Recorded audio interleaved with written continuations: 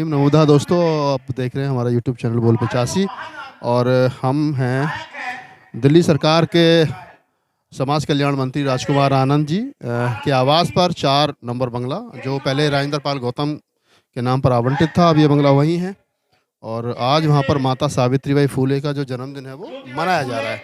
बड़ी बात यह है कि जिस प्रकार का काम राजेंद्र पाल गौतम यहाँ करते रहे हैं, तमाम बहुजन महापुरुषों का जन्मदिन वो मनाते रहे हैं, और वही काम जो है राजकुमार आनंद जो वर्तमान में 22 प्रतिज्ञाओं के विवाद के बाद में जो उनका मंत्रालय गया और उसके बाद में फिर राजकुमार आनंद को बनाया गया, तो उसी रास्ते पर जो है वो राजकुमार आनंद जी वो चल रहे हैं। तो नमस्कार दोस्तों, मैं राहुल नागपाल और आप देख रहे हैं हमारा यूट्यूब चैनल बोल 85। आज हम 4 नंबर राजनिवास मार्ग, यानी कि ये कभी आवास जो है मंत्री राजेंद्र पाल गौतम का हुआ करता था, 22 प्रतिज्ञाओं के विवाद के चलते उनकी कुर्सी गई और उनकी जगह राजकुमार आनंद को मंत्री बनाया गया। राजकुमार आनंद आज 3 जनवरी है, तो वो अपने आवास पर माता सावित्रीबाई फूले का जन्मदिन जो है वो मना रहे हैं। बड़ी बात यह है कि चाहे राजेंद्र पाल गौतम हो, चाहे वर्तमान में राजकुमार आनंद हो, वो बहुजन महापुरुषों की जो विचारधारा है, जो बहुजन कॉन्सेप्ट है, जो फूले अम्बेडकरी आंदोलन है, उस पर लगातार काम कर रहे हैं। इसी के चलते राजेंद्र पाल गौतम की कुर्सी गई थी। अब उसी रास्ते पर, उसी ढर्रे पर जो है वो राजकुमार आनंद भी है, क्योंकि माता सावित्रीबाई फूले का जन्मदिन मनाना या सावित्रीबाई फूले या राष्ट्रपिता ज्योतिबा फूले की बात करना अपने आप में मनुवाद को चिढ़ाने वाली बात है, अपने आप में मनुवाद को आईना दिखाने वाली बात है। और ऐसे में अगर दूसरे और तीसरे मंत्री संदीप बाल्मीकि, उसके बाद में राजेंद्र पाल गौतम, अब राजकुमार आनंद और उसी ढर्रे पर हैं, तो आप समझ सकते हैं कि आज़ादी के 75 साल के बाद में या बाबा साहब डॉक्टर अम्बेडकर के जाने के बाद में जो फूले अम्बेडकरी आंदोलन वो कितना जो है वो परवान चढ़ रहा है। मेरे साथ में इसी मुद्दे पर बात करने के लिए विजय बौद्ध हैं, दिल्ली यूनिवर्सिटी में कार्यरत हैं और समाज सेविक हैं, और हंस दो इंडिया नामक एक संगठन है जो 6 दिसंबर को बाबा साहब डॉक्टर अम्बेडकर के परिनिर्वाण स्थल पर 26 सल्लीपुर रोड पर एक बड़ा प्रोग्राम आयोजित करते हैं। उसके अध्यक्ष हैं, उनसे बातचीत करते हैं। विजय भाई, थोड़ा बताइए कि किस प्रकार से जो ये आज राजकुमार आनंद जो मिनिस्टर हैं, केंद्रीय मंत्री हैं, वो माता सावित्रीबाई फूले का जो जन्मदिन मना रहे हैं, आपको लगता है कि ये वही रास्ता इन्होंने भी अपना लिया जो राजेंद्र पाल गौतम ने अपनाया था? माता सावित्रीबाई फुले के जन्म दिवस पर आप सभी को बहुत बहुत मंगल कामनाएं। माता सावित्रीबाई फुले को नमन। देखिए, राजकुमार आनंद जी जो है अब तीसरी पीढ़ी में आए हैं, ठीक है। इससे पहले संदीप बाल्मीकि जी, हम लोग एडवोकेट संदीप कहेंगे, संदीप कुमार कहेंगे, क्योंकि संदीप बाल्मीकि जी हो वाल्मीकि कॉन्सेप्ट से जो है वो परहेज करते हैं, जो है, ठीक है। संदीप कुमार जी के साथ जो है वो एक रणनीति के तहत उनको हटाया गया। सेक्स स्कैंडल के जो है पता नहीं कहाँ की क्लिपें, कहाँ से क्या हुआ, इसके बारे में आप लोग भली भांति अवगत है। दूसरा, हमारे माननीय राजेंद्र पाल गौतम जी ने जो 22 प्रतिज्ञाओं 14 अक्टूबर 1956 में जो अम्बेडकर भवन में पुनरावृत्ति की, उसके ऊपर राजेंद्र पाल गौतम जी के ऊपर जो है प्रेशर बनाया गया। और हमने राजेंद्र पाल गौतम जी से पहले भी कहा था कि भाई साहब, जिस पार्टी को आप देख रहे हैं वो बाबा साहब का नाम तो लेती है, लेकिन बाबा साहब के रास्ते पे चलती नहीं है। और वही हुआ उनके साथ। उन्होंने मजबूरन जो है अपने मंत्री पद से इस्तीफा देना पड़ा, और आज राजकुमार आनंद जी जो है उनकी जगह जो है वो आए, उन्होंने शपथ ली।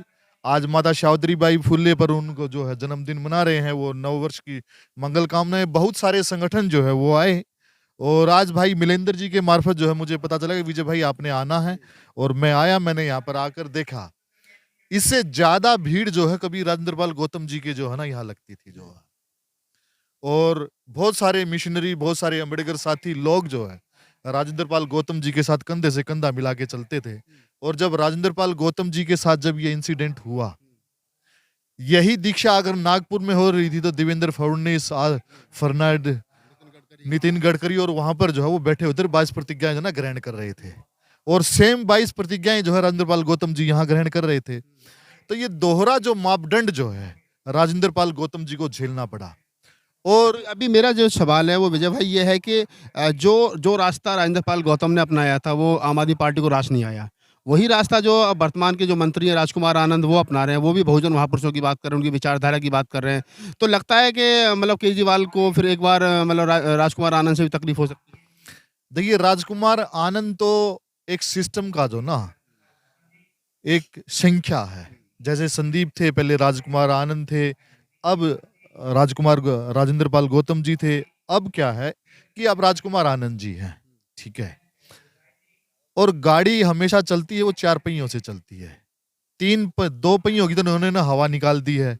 अब हवा जो निकलनी है वो राजकुमार आनंद जी की निकलनी है। और मैं खुले शब्दों में कह रहा हूं, बहुजन समाज के लोगों को, बहुजन समाज के संगठनों को अगर ये लगता है कि राजकुमार आनंद जी जो है वो लंबे चल पाएंगे, नहीं चलेंगे।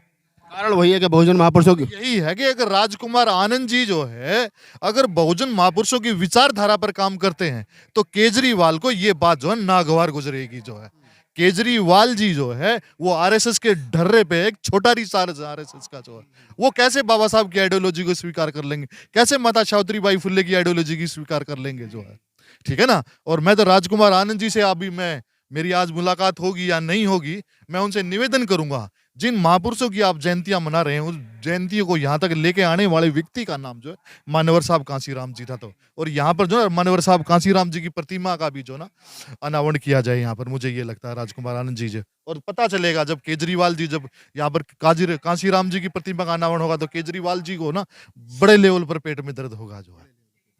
तो विजय भाई से बात करने का उद्देश्य यही था कि ताकि ये पता चल सके कि राजकुमार आनंद की कुर्सी कितने दिन रहेगी या जाएगी।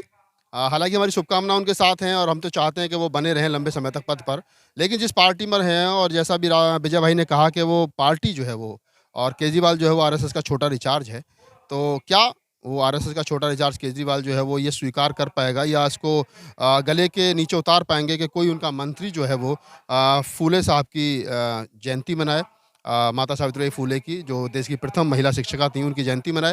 ये बड़ी बात है, बहुत सारी चीज़ें भविष्य के गर्म में है। हम कोशिश करेंगे और कई लोगों से बातचीत करने की ताकि ये पता चल सके कि ये बाबा साहब डॉक्टर अम्बेडकर ने कहा था कि शिक्षा वो शेरनी का दूध है जो पिएगा वो दहाड़ेगा। तो अम्बेडकरवादी किसी भी पार्टी में रहे वो अपनी बात कहता है। इससे पहले चाहे राजेंद्र पाल गौतम थे और वर्तमान में चाहे मंत्री राजकुमार आनंद हैं। तो देखते हैं और अभी मैं और कुछ लोगों से आपको मिलवाता हूँ कि हर घर में बाबा साहब की तस्वीर पहुंचाने का हमारी फाउंडेशन का एक लक्ष्य है कि हर घर में बाबा साहब की एक तस्वीर हो, चाहे वो किसी भी जाति किसी भी धर्म का हो, ताकि जाने अनजाने में बच्चे जब वो तस्वीर घर में लगी देखें तो छोटे बच्चे उनसे पूछें कि पापा चाचा ये तस्वीर किसकी है, ये नीले कोट वाले अंकल कौन है, ये चश्मे वाले अंकल कौन है, इनके इतिहास में क्या योगदान है। तो जाने अनजाने में हर जाति और हर धर्म के आदमी को अपने बच्चों को ये बताना पड़ेगा कि ये बाबा साहेब डॉक्टर भीमराव अंबेडकर हैं जिन्होंने भारतीय संविधान की रचना की थी।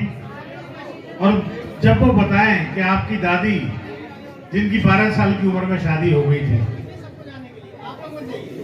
और उनके लिए हिंदू कोड बिल लाने वाले यही शख्स थे, इस तरह की तमाम ऐसी बातें जो इतिहास से गायब कर दी गई वो जाने अनजाने में उन बच्चों के दिमाग में आए, उसकी एक कोशिश के रूप में ये पहली कड़ी है। मैं समाज के सभी लोगों को, सभी संस्थाओं को ये गुजारिश करता हूं कि वो भी जितने हो सके बाबा साहेब भीमराव अंबेडकर जी के फोटो चित्र आगे बांटें, जिससे समाज में वो शिक्षा जाए जो शिक्षा इतिहास से वंचित कर दी गई। बहुत बहुत धन्यवाद। जय भीम।